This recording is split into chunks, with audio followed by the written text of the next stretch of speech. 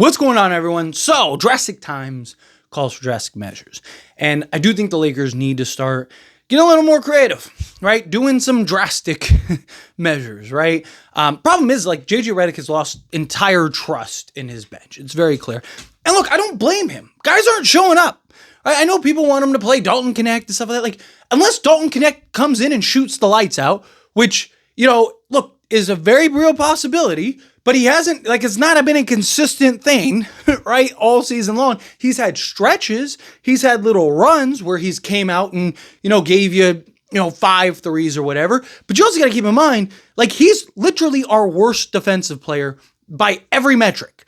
And chances are what's going to happen is he's going to go in that game, and unless he shoots the lights out and is able to deal with their physicality, you got to keep in mind, they're going to be incredibly physical with him, one, and two, they're going to target him every possession, right? So I don't know if Dalton Connect is the answer. I don't know if Gabe Vincent's the answer. I don't know if any of these guys are really the answer. Now, the Lakers definitely need guys in the bench to step up and guys to really pick it up. And I do think that there is an argument to kind of just Luka, LeBron, and then just revamp the starting five on the fly. Now, you could go with, a Jordan Goodwin, Jared Vanderbilt and Dorian Finney-Smith alongside LeBron and AD, right? I don't hate that. Kind of just go lean into the defensive side of things, the hustle, the dirty plays. Let Luka, especially in the first quarter, let Luka just be Luka. Luka loves to go off in first quarter, so it's hey, just go be you, right? LeBron kind of trickle in and do his thing here and there.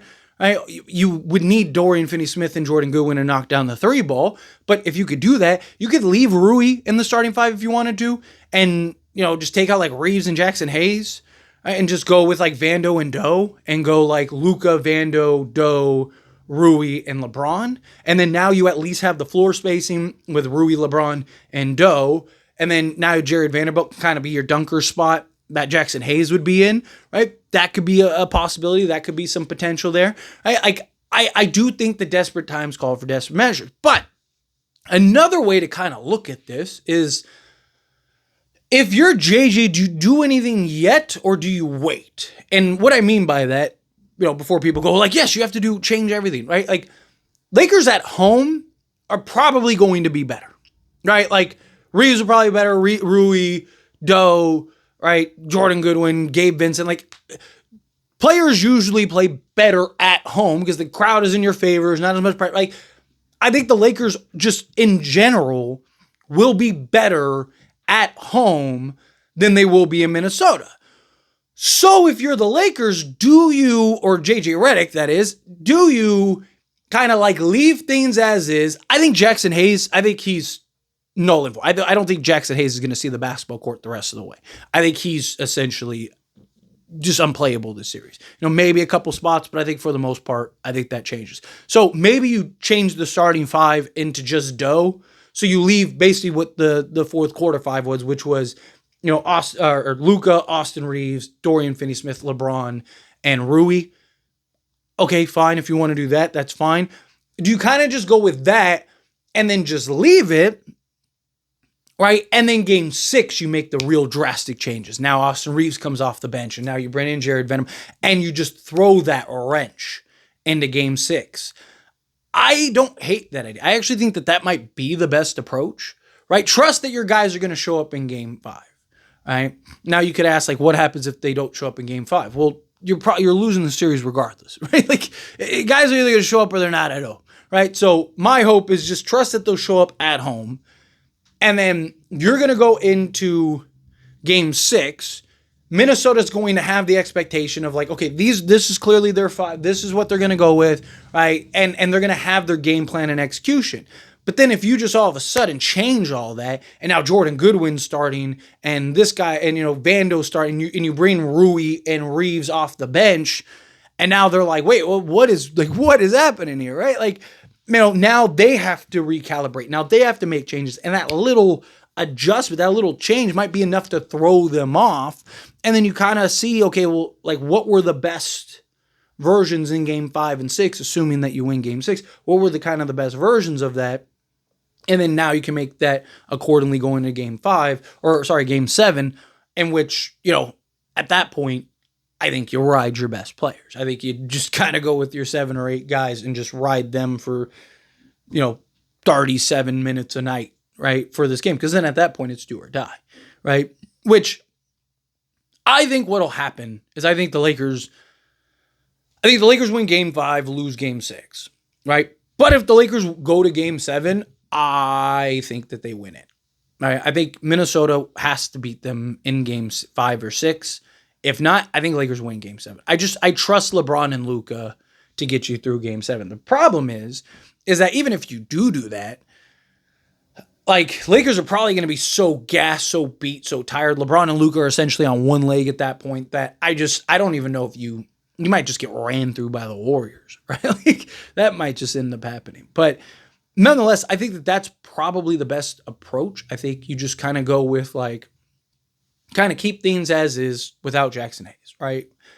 Kind of keep things the same. Again, you can always, like, plug in and make little minor adjustments and, let's bring this here and that there and this, that, and the other, right? You can always do that. You can always change the things that you need to change, but you can't all of a sudden, like, you could argue the same thing the other way now that I think about it, right? Like, okay, well, if they go with, like, a revamp start, you could change, but now they're going to prepare and be right. Okay, well, if it has success, right? If, like, say you go with Goodwin, Vando, and Doe alongside LeBron and Luka, right? Well, now they're going to prepare for that 4-game, 6, and they might make the adjustments or changes. Where if you kind of just go, like, everyone has this expectation, Minnesota as well, that, like, okay, the Lakers starting 5 is probably going to be Luka, Austin Reeves, Dorian Finney-Smith, LeBron James, and Rui Hachimura. That they're just going to fully lean in and embrace their small ball, and Jackson Hayes is essentially not going to see the floor. That is what I think Timberwolves are probably thinking and anticipating, right? Give them that, right? Give them that. You saw the success that those 5 have. Those 5 have been our best 5 on the court. Those 5 have given their impact. So you give them that. You make the adjustments accordingly. You trust that your stars and your role guys are going to elevate because you're at home. You get that win. You win this one. Now you're going to Minnesota. Minnesota is going to think and expect, okay, they're going to do the same thing again. They're going to go with the same 5 because that's been their best 5 all playoffs. So, hey, we need to do this. We need to do that. We need to make these adjustments, blah, blah, blah, blah, blah, blah. And then that's where you throw in that wrench. That is where you go like, oh, no. We're doing this now, right? And then, again, you could have that 5 that does it for you. You could have them close the game or whatever. But now you're kind of weathering minutes and stuff. A lot of it would help if Austin Reeves and Rui Hachimura can consistently put together an effort, right? Like, Reeves was great in that third quarter, but he had 0 points and 3 fouls at halftime, right? Rui Hachimura, again, picked it up kind of in the second half. He was like so in the first, but again, like, a lot of this came down to Minnesota's guys have shown up, Lakers haven't. Right? Like, Austin Reeves was supposed to be the third best player in this year, or fourth best player, counting Anthony Edwards, right? You get what I mean, right? Like, Austin Reeves was not supposed to be getting outplayed by Jaden McDaniels, is basically the point, right? Anthony Edwards and Julius Randle, Luka and LeBron. Boom, okay. Right? Austin Reeves was supposed to be the next best player in that group, right? And it's been, Jaden McDaniels. Jaden McDaniels has just been he's been the third best player, right? Like, that third guy, right? Third best guy. And it's hurt the Lakers, right? If Austin Reeves and guys like that start to pick it up and figure it out and wake up a little bit here and put together a consistent effort, all of a sudden, you can start doing things and you can start running different lineups. And now it takes pressure off of LeBron and Luka because now you can get them rest. It's hard to get those guys rest when, you don't have anyone else stepping up, right? It's hard to take Luka and LeBron out of the game when nobody else is doing what they're supposed to do. No one else is stepping up, right? So again, that's why I don't blame JJ Redick for what he did. But I think you make drastic changes in Game 6, right? I think you kind of keep what we all kind of expect in Game 5. I think you kind of keep everything the way that it's supposed to go, type thing. And then Game 6 is where you really throw in that wrench. And all of a sudden it's like, wait a minute, like, they're starting Goodwin and all these other guys. Like, why are they doing that? right? And now they have to make that adjustment accordingly. And you just trust Luka to have a great first quarter on the road, LeBron to have a great first quarter on the road. Now you can bring in Austin and Rui, right? Give you that offense off the bench. Hopefully in game 5, they've kind of worked it out and gotten themselves together. And then again, you just kind of throw that wrench. I don't think JJ's going to do it. I don't think the coaching staff's going to do it. I think that they're just going to ride their guys. But I do think like sometimes you need to just kind of switch it up, right? Like again, you can play Austin Reeves 40 minutes if you want to. You can play Rui Hachimura 40 minutes if you want to. But just those little kind of like what? Like why are they doing that? Like can literally be the difference, right? Because now they're just not prepared for it. They're not ready for that. And now they're all confused for game 7. They have no idea what you're going to do game 7. Like who's going to be start, who are you going to do? Like, so now I just think it's the mental games. But anyway, as always, this is a discussion. Pass a question to you. Let me know your thoughts and opinions down in the comments below. What do you feel? What are your thoughts? Agree with me? Disagree with me? Kind of mixed in the middle. How do you feel? Whatever your thoughts are. Either way, I'd love to hear it. Let me know down in the comments below. That being said, if you haven't liked this video, hit that like button. Helps me out. Lets me enjoy these types of videos, and I truly appreciate it. Not subscribe channel, hit that subscribe button. Turn on the bell notifications. Appreciate y'all. See you in the next one.